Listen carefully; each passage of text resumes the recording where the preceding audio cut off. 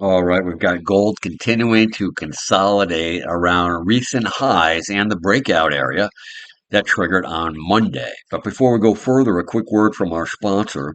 This video is brought to you by XNest, the world's largest retail broker, offering ultra-fast execution with no overnight fees.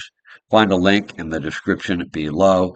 So the larger pattern developing here is this large uptrend structure.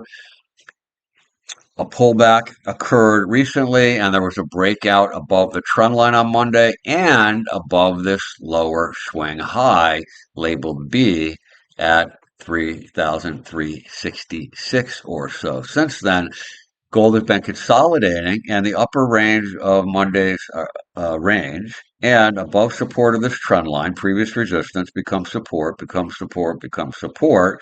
That is all bullish behavior unless something changes with a deeper pullback. So the low of this 3 days is here at 3,333. That is a support level, but because this trend line is right here, it also represents support. It won't necessarily trigger a bearish reversal or lead to lower prices. It could, but not necessarily because the larger bullish pattern should dominate.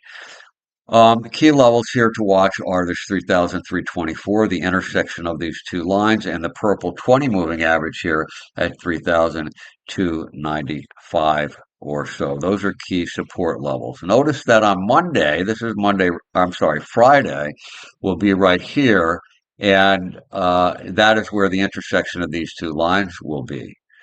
After that, in this uptrend line here, the blue line takes precedence, because it's support of this rising advance right here that is part of this larger price structure. And of course, a breakout above today's high that is sustained, 3,403, should lead to a breakout above this swing high here, 3,439, and a potential test of resistance around the prior high and the completion of this ABCD pattern. And that ranges from 3,491 to 3,500 or so. All right, that is it for gold traders. Have a great Friday.